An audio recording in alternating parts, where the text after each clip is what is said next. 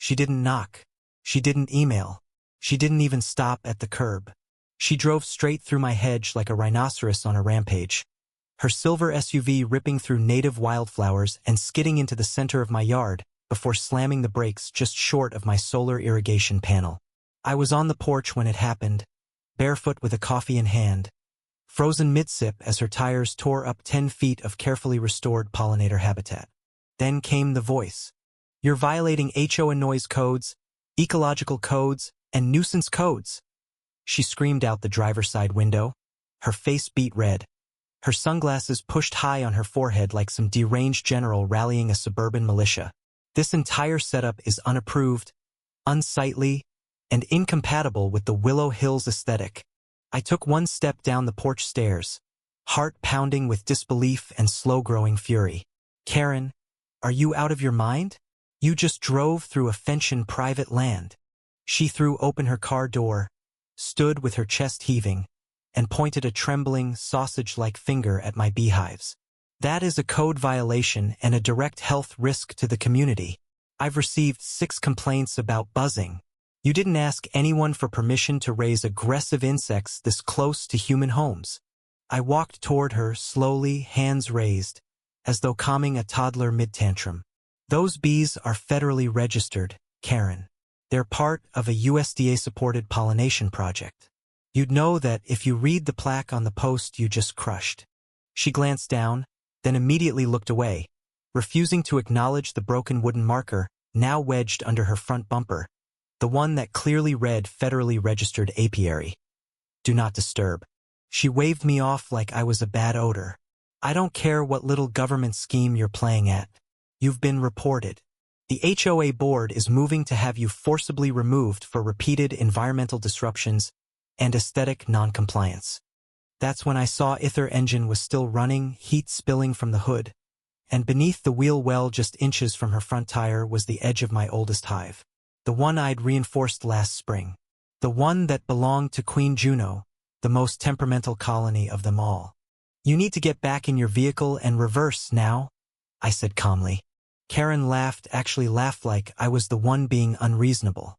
"I'm not leaving until I get full documentation of your violations and a police report filed against you. This is an illegal agricultural operation." I took another step closer. "Karen, I'm telling you for your safety. You're about to learn what happens when you disturb a protected species and an electric perimeter at the same time." She sneered, threw her arms wide, and shouted, "I'm not afraid of your stupid bee." She didn't get to finish, because the vibration from her engine had done what no human voice ever could. It triggered a defense reaction.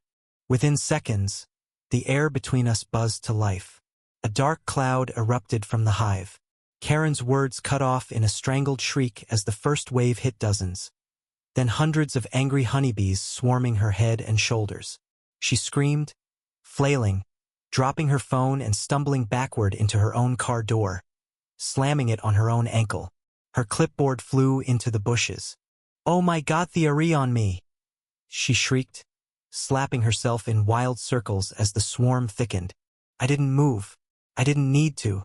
The bees weren't interested in me. They knew exactly who the threat was. She dove back into the SUV, screaming and swatting at the air, yanked the door shut, and floored it in reverse. Her tires spun uselessly in the muddy ruts she'd carved into my yard, spraying clumps of grass and shredded wildflower roots in every direction. Finally, she broke free, dragging part of the irrigation drip line under her bumper as she screeched back through the hole in the hedge. I exhaled slowly. Behind me, my wife stepped out onto the porch, blinking into the chaos. Was that Karen? Yep. Did she just drive into the bees? Sure did. She looked at me, blinked again, then snorted. She's going to sue. Probably. 10 minutes later, my phone buzzed. A 911 dispatcher's voice came through. "Sir, we've received a call from a woman claiming she was attacked by a swarm of insects on your property." I sighed. Correct. She trespassed. My bees responded accordingly. Are the bees aggressive? No, ma'am. They're defensive. And she drove into their hive. There was a pause. Then, faintly, I heard laughter. Understood, sir. Officers are en route to complete the report. Stay put. I hung up and poured myself a fresh coffee. Because what Karen didn't know, what she couldn't begin to understand, was that she hadn't just stirred up a beehive. She'd triggered a federal investigation. When the unmarked black SUV pulled up an hour later, Karen must have thought the cavalry had arrived for her. She was still pacing on her lawn 2 houses down, wrapped in a giant purple bath towel with ice packs duct taped to her arms, muttering furiously into a voice memo on her phone. I watched from the porch as 2 agents stepped out.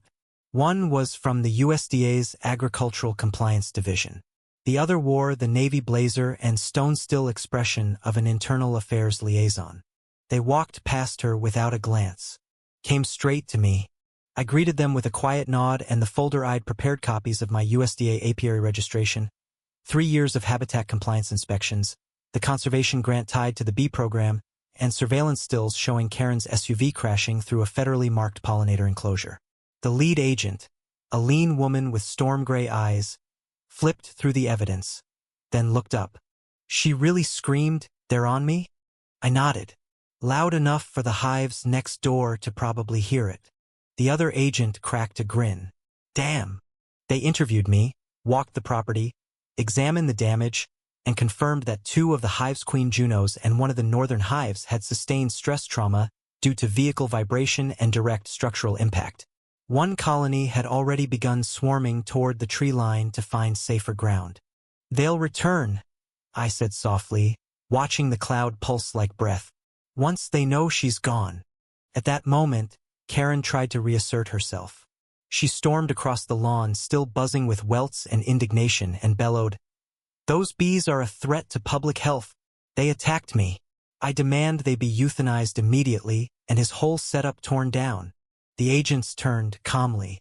"Ma'am," the woman from USDA said, "you trespassed on private land, drove through a registered wildlife zone, damaged federal property, and triggered an active ecosystem's natural defense mechanism.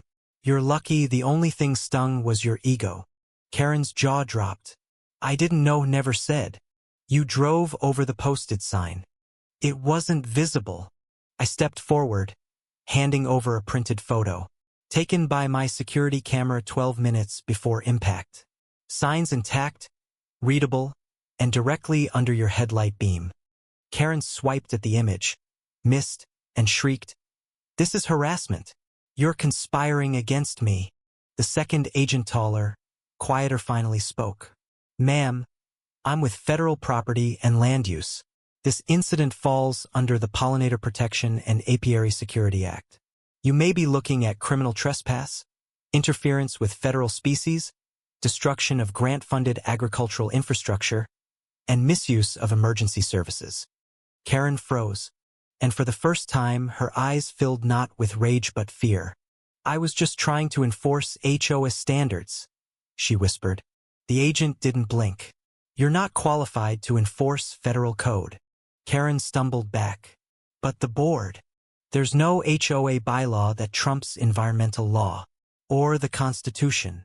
Later that week, she was served formal notice from the USDA, a cease and desist order preventing her from setting foot on my property or contacting anyone involved in the conservation program.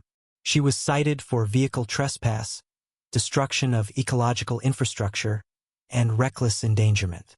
A civil suit followed, not from me, but from the city, which had partnered with our bee sanctuary project as part of its new green zoning plan. The destruction she caused forced a delay in their environmental reporting cycle, which triggered fines from the state, so they passed the bill directly to her. Karen tried to fight back, claimed I'd weaponized wildlife, that I'd trained the bees to attack her, that the sign was fake, that my wife had lured her onto the property by planting illegal lavender. None of it stuck. Because, see, the real twist wasn't that I was some innocent victim of an HOA queen gone mad. The real twist was that I'd spent the last 8 years of my life working in conservation law enforcement. I was one of the people who helped write the enforcement code for pollinator safety.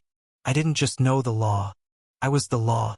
The neighbors started leaving thank you notes on our gate. Kids drew bees in sidewalk chalk with smiley faces. One woman baked us honey cake. The local paper ran a feature titled Queen Juno's Justice, with a cartoon of Karen running from a cloud of bees, her clipboard spinning behind her like a lost boomerang. Karen? She tried to sell her house. Turns out, homes next to wildlife restoration zones with active federal oversight drop in value, especially when the seller is named in a pending environmental damage suit.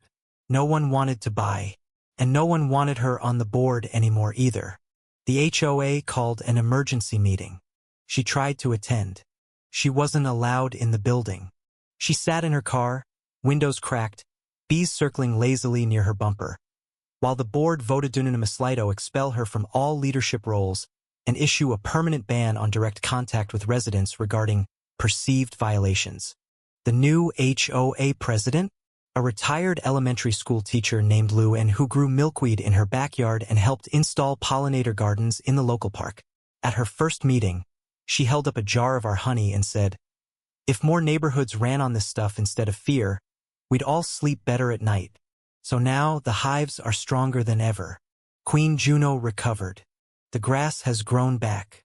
And every time I step onto the porch with my coffee, I look at the fresh wooden post where the old sign used to be.